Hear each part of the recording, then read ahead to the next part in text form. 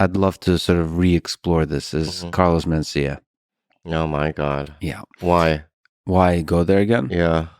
It's I'm willing to do it, but do you like Carlos?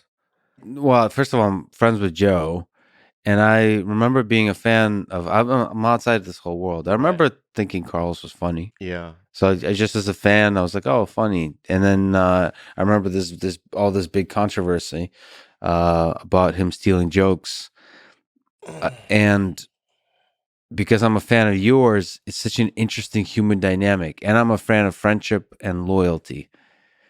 And you had a great podcast conversation with him. It was tense. It's so tense. It was very tense, Yeah. but it was interesting, and it kind of makes me think of you talking to your father on that bench. So maybe, That's what it. yeah, Yeah, that's exactly what it was. some of it wasn't getting through, but maybe. How do you feel about that whole thing about the guy? I mean, he's a friend. He gave you a lot. Um, but you're also a comedian, so stealing jokes is no good. But also, there's like a I don't know, all the tensions in your heart about all that whole thing. How do you feel about it? Do you forgive him? Okay, let's go back to it's very Shakespearean in a very weird way, right? Because there's some betrayal there. You know what I mean? There's a lot of drama when it comes to that situation. Again, also, I'm a very loyal guy. Like I've had the same manager since the late '90s, and I've had every gigantic manager want to sign me, even though my manager is great, right? She's not a big company, right? And there's only so much she can do. And maybe, you know what I mean? My career would have been different if I would have signed with a bigger management. I don't know, right? But I will never leave her, you know? I'll never leave my agent, Matt, you know? The people go, well, you're at CAA. That's amazing. The only reason why I'm at CAA is because of Matt Blake, you know? So there are certain loyalties that I have. The Comedy Store, you know, I mean, I generally play the Comedy Store mostly because my loyalties are with them. I don't know if that's a good trait, but it's just the way I am, right? I admire that. Yeah. Okay. So when it comes to Carlos, you know, in the mid '90s is when I met him. I was a doorman at the La Jolla Comedy Store. He brought me on the road. He introduced me to Matt Blake, my agent, right? And he bought me a car. You know, when I couldn't pay rent, you know, and I was really desperate, I could always go to him for money, you know, and he helped me out in so many different ways, right? So, in you know, I really appreciate that. Paulie did the same thing. Um, so anyway, and then all of a sudden, and I always knew going on the road with him that number one, I found it odd that he never had a notebook. You know, usually, you know, comics riff with each other and they write things down. You know what I mean? Me, I'll get together with people and write. You know what I mean? I'll do a new joke night because I'm too scared to try it in front of a packed room or whatever it might be. Okay. He never had did that, right? And he had hours of material. And, you know, a lot of it was derivative of other people's. He would sometimes hear a bit, change it to Mexican. Like, for instance, you know, if Paul Mooney had a joke about black people, he would change it a bit.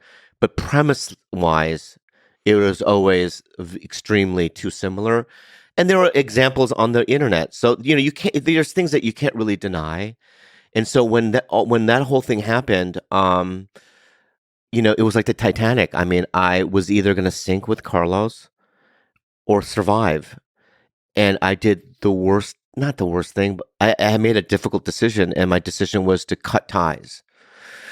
And, you know, over the years, have felt very guilty about it in some respects. But, you know, there is always in my mind, I want to help him. You know, I want to help him reestablish some sort of a different, you know, route for him to go in terms of his career and whatnot. And so I had him on my podcast, and it didn't go the way I wanted it to go. You know, I mean, I've always believed if he just fully just was apologetic and said, you know, I'm sorry for stealing in general because we don't know specifically. I mean, there's specifics, you know what I mean?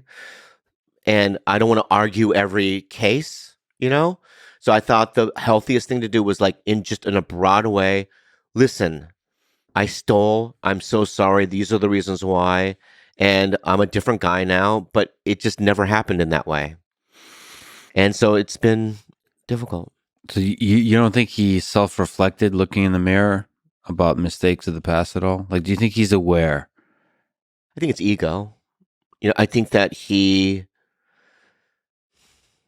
for one reason or another, um, because there are probably jokes that he legitimately in his heart know that he wrote that people are accusing of stealing, right? Yeah. But you know, it's like we don't know, right? Right. So it's like just apologize for all of it, right? But he won't. He fights for every, you know, every point, and you know, I just think that that's not the route. And